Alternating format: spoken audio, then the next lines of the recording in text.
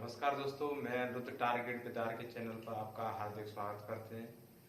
आज हम अपना कंटिन्यू क्लास रखते हुए आज हम आपको 1833 का अधिनियम एक्ट पढ़ाएंगे। 1833 का अधिनियम एक्ट, 1833 का चार्टर अधिनियम।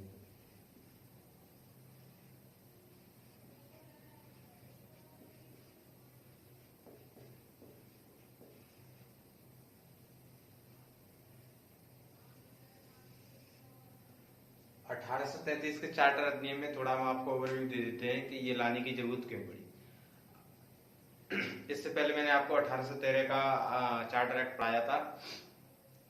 1833 तक आते आते ईस्ट इंडिया कंपनी का 1833 तक आते आते ईस्ट इंडिया कंपनी का पूरे भारत पे शासन हो गया था। पूरे भारत पे क्या देख रही थी? प्रशासन देख रही थी, शासन देख रही थी। तो जब पूरे भारत में प्रशासन हो गया था तो इससे पहले जो गवर्नर जनरल होता था वो कहाँ का होता था? बंगाल का होता था। गवर्नर जनरल कहाँ का होता था? बंगाल का।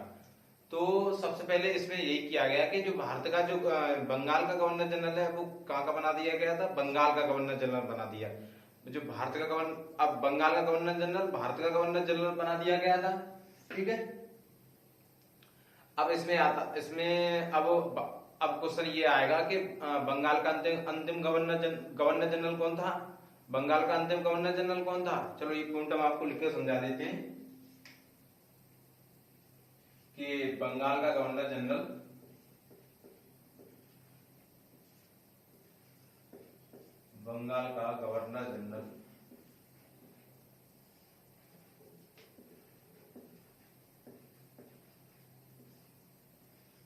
भारत का गवर्नर जनरल बना दिया गया। भारत का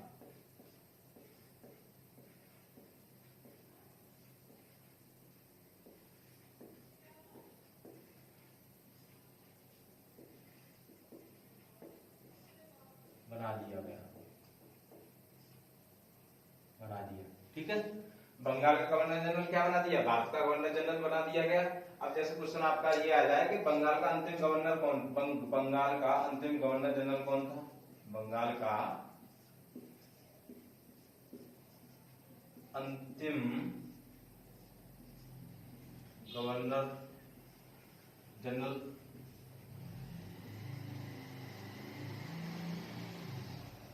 कौन था? तो लॉर्ड विलियम बेंटिंग।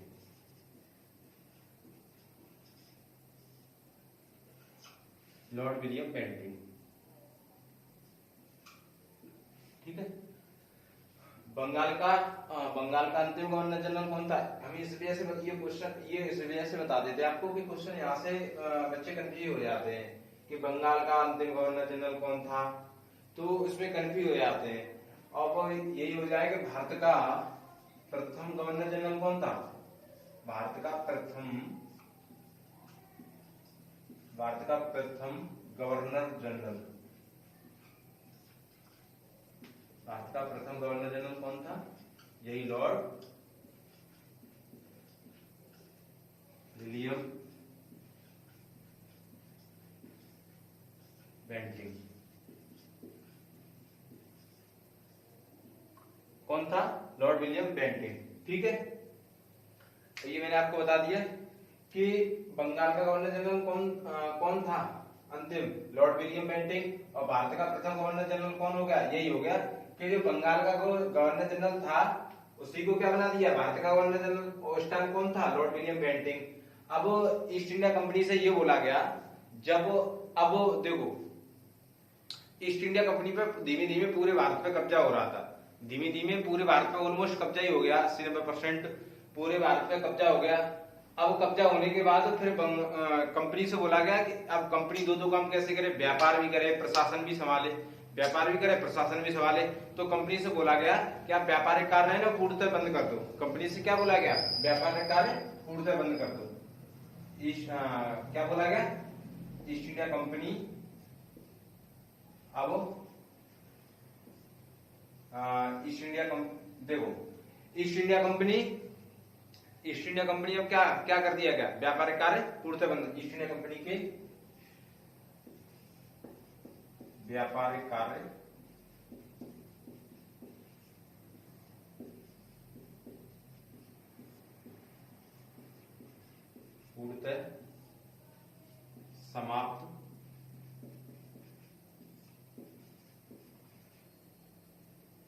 कर दिए गए।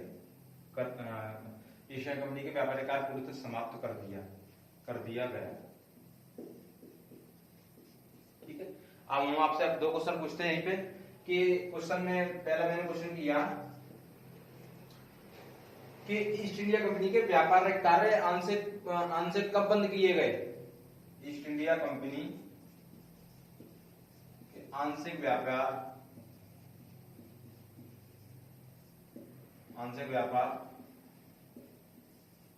कब बंद किया। आंशिक व्यापार कब बंद किया।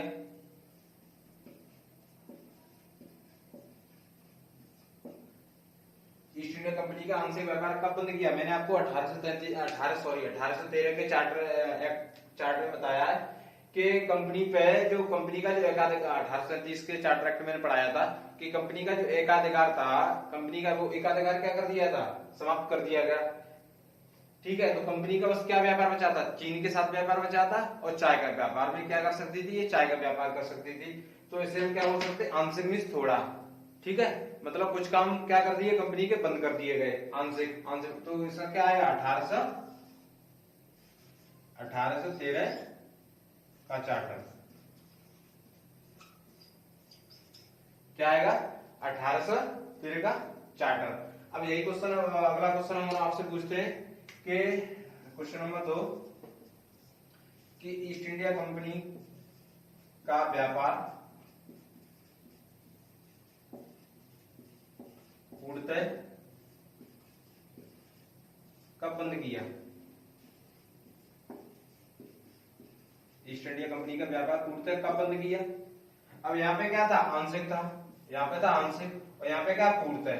और पूर्णतः में ये क्या लिखा है, ईस्ट इंडिया कंपनी के व्यापारिक कार्य पूर्णतः समाप्त कर दिए गए। तो क्या आएगा 1833 का चार्टर अधिनियम। 1833 का चार्टर एक्ट या अधिनियम। ठीक है, आई होप आप ये समझ गए होंगे कि जैसे क्वेश्चन कंफ्यूज हो जाते हैं बच्चे के आंशिक और पूर्णतः जैसे क्वेश्चन आ जाए, तो इसमें जैसे ये क्वेश्चन मैंने आपको करा दिया। अब आगे हम देखते हैं। हाँ चलो इसमें थोड़ा और आगे बढ़ते हैं कि ठीक है, अब ईस्ट इंडिया कंपनी क्या कर दिए, व्यापारिक कार्य पूर्णतः समाप्त कर दिए गए। अब कंपनी से बोला गया कि आप क्या संभालोगी, आप प्रशासनिक कार्य संभालोगी। कंपनी से क्या बोला गया, आप ईस्ट इंडिया कंपनी अब क्या संभालेगी। अगला पॉइंट, ईस्ट इंडिया कंपनी अब प्रशासनिक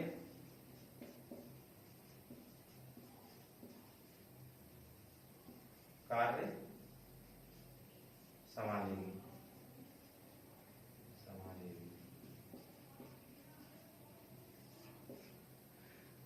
ईस्ट इंडिया कंपनी अब क्या संभालेगी, प्रशासनिक कार्य संभालेगी। व्यापारिक कार्य कर दिए गए, पोर्ट बंद कर दिए गए। अब आगे हम देखते हैं, थोड़ा ये पॉइंट आपको और बता देते हैं। बंगाल का गवर्नर जनरल क्या कर दिया, भारत का गवर्नर जनरल बना दिया गया। और बंगाल का अंतिम गवर्नर कौन था, लॉर्ड विलियम बेंटिंक। और भारत का प्रथम गवर्नर जनरल कौन था, लॉर्ड विलियम बेंटिंक। ठीक है, ईस्ट इंडिया कंपनी क्या कर दिए गए, व्यापारिक कार्य पूर्णतः समाप्त कर दिए गए। व्यापारिक कार्य क्या कर दिए, पूर्णतः समाप्त कर दिए गए। और ये क्वेश्चन आपको, अब व्यापारिक कार्य पूर्णतः समाप्त करने के बाद कंपनी अब क्या संभालेगी, प्रशासनिक कार्य संभालेगी। ये क्वेश्चन मैंने आपसे किए। ठीक है, आगे हम देखते हैं। ठीक है, ये आपने कॉपी कर लिए होंगे।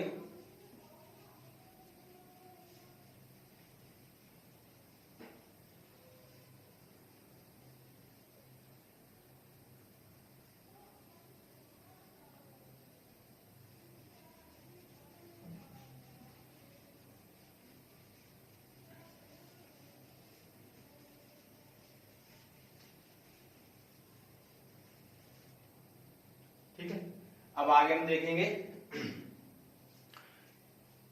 कंपनी क्या देख रही है, प्रशासनिक कार्य देख रही है। अब कंपनी का अब आगे हम देखते हैं कि बंबई और जो मद्रास जो प्रेसिडेंसी थी, बंबई और मद्रास जो प्रेसिडेंसी थी, उनकी जो विधायी शक्तियां क्या कर दी गई, पूर्णतः समाप्त कर दी गई। बंबई और मद्रास की जो प्रेसिडेंसी थी, उनकी क्या कर दी, जो विधायी शक्तियां थी जो पूर्णतः समाप्त कर दी गई। अब विधायी शक्ति का मतलब कानून, जो कुछ कानून बना सकती थे, जो वहां के गवर्नर जनरल अपने प्रेसिडेंसी के लिए, वो पूर्णतः क्या कर दिए, समाप्त कर दिए गए। अब वो जो विधायी शक्तियां विधायी शक्तियां किस में चली गई? Governor general. गवर्नर जनरल अब वो कहाँ का हो गया? भारत का हो गया। तो तो अब वो जो विधायी शक्ति है वो किसके पास चली गई? Governor general of India. तो अब जो विधायी शक्ति है कौन विधायी का मतलब कानून कौन बनाएगा? Governor general of India. आगे हम देखते हैं इसी पॉइंट को कि बम्बई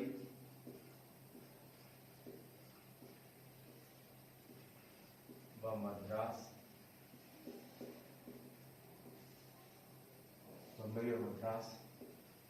की विधायी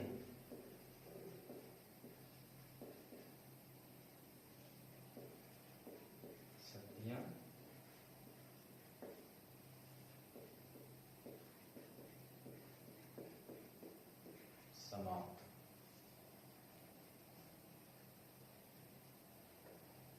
समाप्त कर दी गई।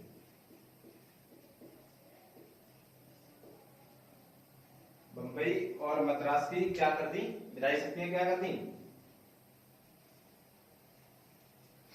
विधायी शक्तियां क्या कर दी? समाप्त कर दी। बम्बई व मद्रास की क्या कर दी? विधायी शक्तियां समाप्त कर दी गई। अब संपूर्ण भारत में जो विधायी शक्तियां वो किसके पास चली गई? गवर्नर जनरल के। संपूर्ण भारत में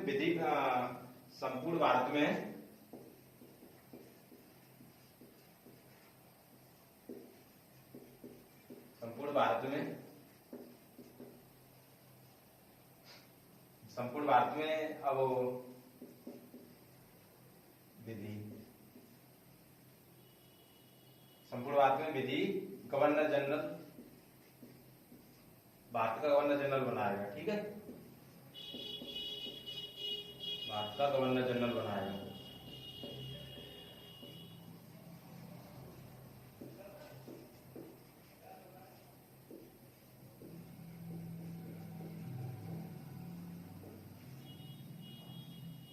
अब देखो मद्रास व बम्बई की जो विधायी शक्तियां थी यानी जो कानून बनाई शक्तियां थी वो समाप्त कर दी गई। अब संपूर्ण भारत में विधि कौन बनाएगा? भारत का गवर्नर जनरल। विधि मतलब कानून कौन बनाएगा? गवर्नर जनरल ऑफ इंडिया मतलब भारत का गवर्नर जनरल। अब जब यहाँ से बम्बई व मद्रास की विधायी शक्तियां समाप्त करने के बाद अब जो मेन कौन हो गया? भारत का गवर्नर जनरल। एक ही आदमी के पास क्या आ गई? ताकत आ गई। तो जो सेंटर में ताकत आ जाए, सेंटर मींस एक ही आदमी जैसे उसके नीचे काम कर रहे हैं बहुत से लोग, ठीक है, एक ही आदमी के पास ताकत आ जाए तो उसी को एक ही आदमी के पास ताकत आ जाए। जैसे अपनी भारत सरकार है, भारत सरकार किस पे काम करती है? विकेंद्रीकृत यानी जैसे सबसे ऊपर कौन है? सेंट्रल गवर्नमेंट, फिर कौन है? राज्य सरकार, फिर राज्य सरकार के नीचे फिर ग्राम पंचायत। तो ये क्या बटी हुई सरकार है। और अब जब ये सरकार ना होगी कौन हो? केंद्रीय सरकार हो तो क्या हो जाए? केंद्रीकृत। तो संपूर्ण भारत में अब कौन हो गया? केंद्रीकृत शासन हो गया। क्या हो गया? केंद्रीय भारत में पूर्णतः क्या हो गया? केंद्रीकृत शासन। भारत में क्या हो गया? केंद्रीकृत शासन की शुरुआत हो गई।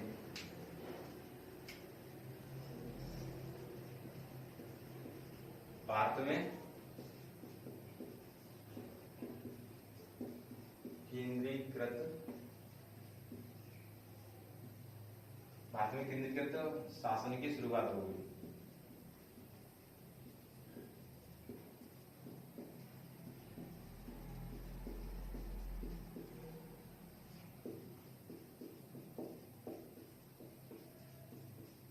क्या हो गया? भारत में केंद्रीकृत शासन की शुरुआत हो गई। ठीक है, और संपूर्ण भारत में विधि बनाने की शक्ति किसके पास चली गई? गवर्नर जनरल के पास चली गई। अब आगे हम देखते हैं थोड़ा इसी में आगे।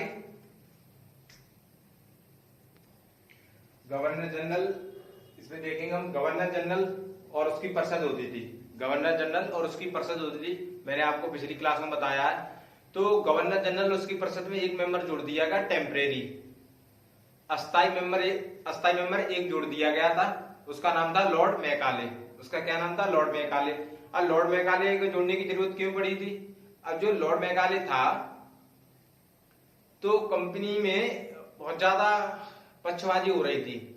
पक्षवादी मतलब कोई अपने हिसाब से कोई किसी जो जब कोई गलती करता था उसे दंड देते थे। बात ये भारत के लिए भी फायदा आगे बताएंगे कि जैसे कोई गलती कर रहा है उसे हम दंड दे रहे हैं, कुछ हिंदू धर्म से दंड दे रहे हैं, कुछ मुस्लिम धर्म से दंड दे रहे हैं, सब कुछ अपने अपने हिसाब से चल रहा था। तो कंपनी से गवर्नर जनरल ने ये बात ब्रिटिश सरकार तक पहुंचाई। तब ब्रिटिश सरकार ने उसकी एक मेंबर भेजा, उसकी परिषद में एक मेंबर भेजा, गवर्नर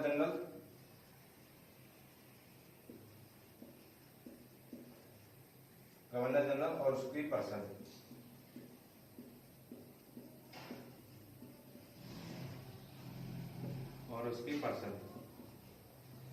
ठीक है, गवर्नर जनरल और उसकी परिषद, उसमें क्या भेजा, एक मेंबर भेजा। ठीक है, एक को सदस्य भेजा, सदस्य भेजा। सदस्य कैसा था, अस्थायी था।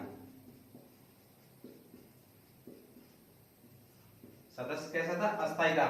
उससे लॉर्ड में उसका सदस्य का नाम क्या था, अस्थायी सदस्य का नाम था लॉर्ड मैकाले। Lord Macaulay.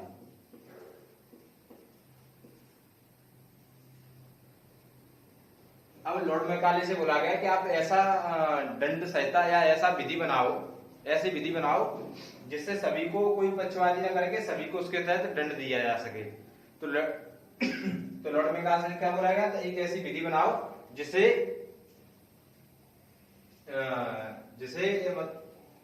दंड दिया जा सके। तो फिर लॉर्ड मैकाले से क्या बोला गया, एक विधि बनाओ जिससे दंड दिया जा सके। तो उन्होंने पहला विधि आयोग का बना लॉर्ड मैकाले। गवर्नर जनरल और उसकी परिषद। गवर्नर जनरल परिषद में ब्रिटिश सरकार द्वारा एक सदस्य भेजा गया। गवर्नर जनरल और उसकी परिषद में क्या भेजा गया, एक सदस्य भेजा गया। एक सदस्य भेजा गया। और ये सदस्य क्या था, एक सदस्य भेजा गया, ये सदस्य अस्थायी था। सदस्य अस्थायी मतलब टेम्परेरी भेजा, ये बाद में जाके परमानेंट होता है। ये एक सदस्य भेजा गया, ये कौन था, अस्थायी था। और इस सदस्य की क्या खासियत थी, ये कानून का ज्ञाता था। एक सदस्य भेजा गया, कानून का ज्ञाता। ठीक है, सदस्य क्या था, कानून का ज्ञाता था। ये कानून का ज्ञाता, उसका नाम क्या था, एक गवर्नर उसकी सदस्य क्या था, लॉर्ड मैकाले।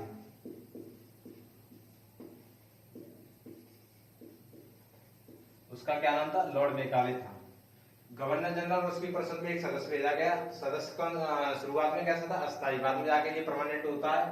तो ये क्या, इसकी क्या विशेषता थी, ये कानून के ज्ञाता था।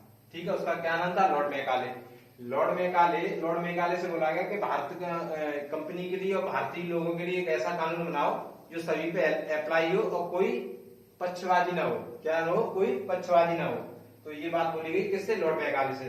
तो लॉर्ड मैकाले ने 1834 में पहला विधि आयोग बनाया।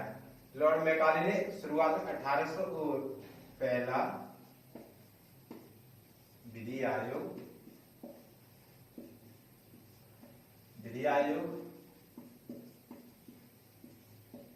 1834 में क्या किया, बनाना शुरू किया। और ये कब जाके बना, 1860 में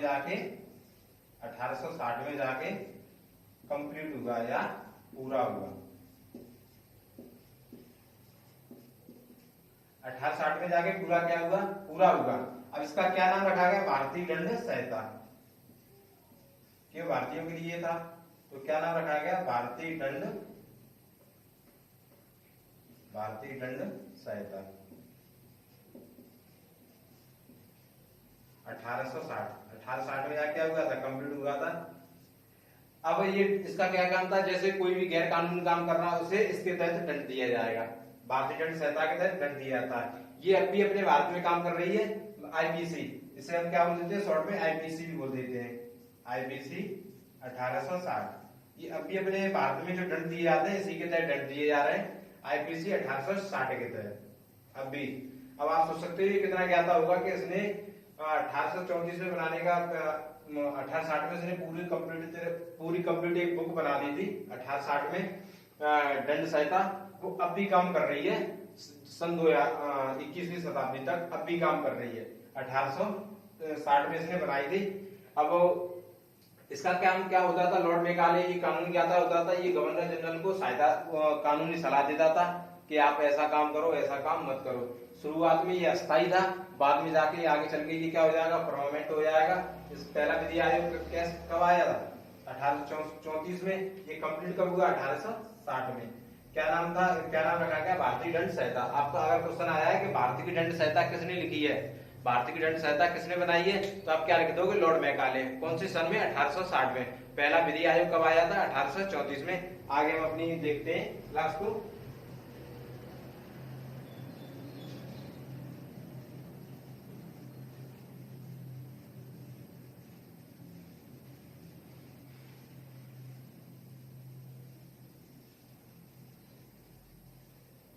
इन्होंने कुछ काम किए वो हम आगे देख रहे हैं कि इन्होंने भारतीय लोगों को कंपनी में कुछ छोटे छोटे पद देना शुरुआत कर दी थी। कंपनी में क्या किया, ईस्ट इंडिया कंपनी में भारतीयों को जैसे क्लर्क का पद हुआ, चपरासी का पद हुआ, छोटे छोटे पद देना शुरुआत कर दी थी। बड़े पद नहीं देते थे, बड़े पद आगे जाके देंगे, वो हम आगे बताएंगे आपको। तो ईस्ट इंडिया कंपनी में भारतीयों को नौकरी मिलना शुरू हो गई। ईस्ट इंडिया कंपनी में जैसे क्लर्क के पद के लिए क्या हुआ, ईस्ट इंडिया कंपनी में भारतीयों को क्लर्क का पद की ईस्ट इंडिया कंपनी भारतीयों को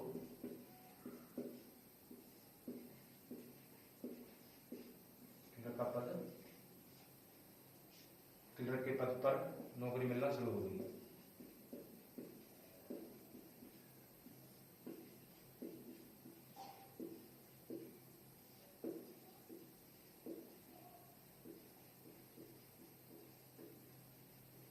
ठीक है, जब इन्होंने ईस्ट इंडिया कंपनी में जब जॉब दी तो इन्होंने सबसे अच्छी बात ये रखी कि किसी के साथ भेदभाव नहीं किया जाएगा, किसी के साथ भेदभाव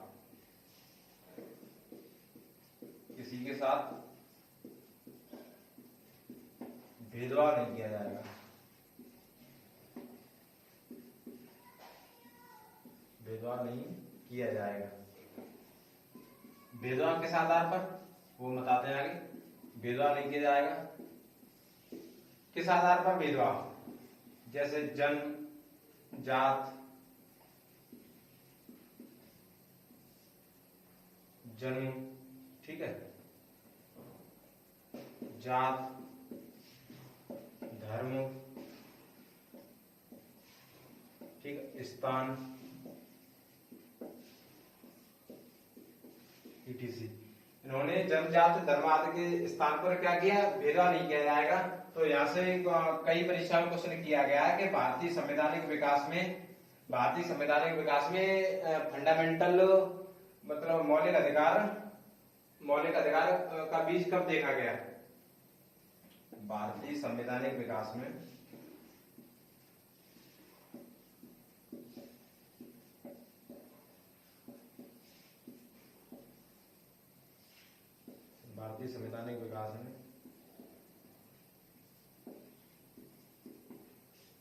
मौलिक अधिकार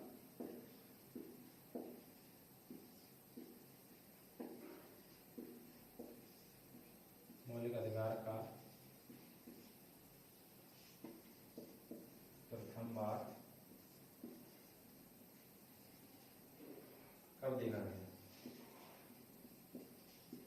जैसे अपने फंडामेंटल राइट में क्या है, फंडामेंटल राइट में आपको किसी के साथ जन्मजात भेदभाव, नौकरी के अवसर में किसी के साथ भेदभाव नहीं किया जा सकता है। वो अलग बात है कि ये आरक्षण चल रहा है, बट इसमें क्या है, भारतीय संविधान विकास में मौलिक अधिकार का प्रथम बार प्रयोग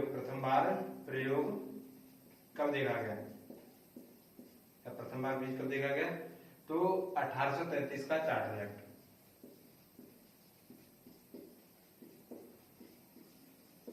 ठीक है, एक इसमें और पॉइंट आपको बता देते हैं कि जो ईस्ट इंडिया कंपनी थी, जो अपने आगे राजा थे उनके पास काफी गुलाम थे। अब गुलाम थे तो उन्हीं के नीचे रहते थे, उनकी गुलामी कर रहे थे। तो उन्होंने दास प्रथा का क्या किया, दास प्रथा रोकने का प्रयास किया। दास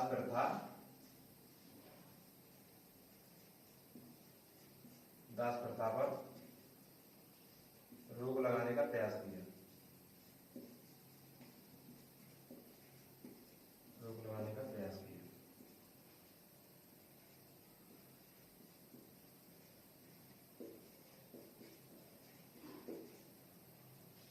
ईस्ट इंडिया कंपनी में क्लर्क के पद मिलना शुरू हो गए। किसके पद, क्लर्क के पद। बड़े अभी ऑफिसर और रैंक के पद नहीं मिल रहे, किसी के साथ भेदभाव नहीं किया जाएगा। किस आधार पर, जन्म, जाति, धर्म, स्थान आदि के आधार पर किसी के साथ भेदभाव नहीं किया जाएगा। भारतीय, अब आगे ये क्वेश्चन आपसे आया है, भारतीय संविधान विकास में मौलिक अधिकार का प्रथम बार प्रयोग कब देखा गया, 1833 के चार्टर एक्ट में। और दास प्रथा पर इन्होंने रोक लगाने का प्रयास किया। ठीक है, आगे जाके ये रोक लगा देते हैं पूर्णतः, वो आगे पढ़ेंगे। अब कल हम आपको पढ़ेंगे 1853 का एक्ट, 1853 का चार्टर, 1853 का चार्टर पढ़ेंगे। अब आगे हम उसमें देखेंगे 1853 में कैसे क्या हुआ। अब आप देख रहे होंगे कि अब पहले 1813 आया, फिर 1833 आया, फिर 1853, ये 20-20 साल का डिफरेंस क्यों आ रहा है, क्योंकि जो ब्रिटिश गवर्नमेंट से मिलता था इन्हें 20 साल का आदेश पत्र मिलता था। जैसे कोई कानून आया तो क्या हुआ, वो 20 साल के लिए अप्लाई करने के लिए आया कि आप 20 साल इसी के हिसाब से चलोगे, वही चीज है। इस वजह से ये नहीं कि ये 20 साल से क्यों आ रहा है कि 20 साल के लिए वो आदेश पत्र देते थे कि अब 20 साल बाद ये सुधार होगा। जब कंपनी लगता था कि ये भारत में सुधार होना चाहिए, ये यहाँ सुधार होना चाहिए, तो जब एक बार बनाने के बाद कितने चल रहा है, 20 साल बाद। अब जैसे कभी जल्दी जरूरत पड़ जाए, जैसे अब 1853 के बाद 1858 आया था, तो वो क्यों आया था, क्योंकि वो विद्रोह हो गया था बहुत ज्यादा। वो आगे हम समझते हैं आगे क्लासों में। तो आई होप आपको ये समझ में आया होगा। हमारी क्लास को आप लाइक करें, सब्सक्राइब, हमारी वीडियो को आप शेयर करें, चैनल को टारगेट बता के चैनल को सब्सक्राइब करें। जय हिंद साथियों।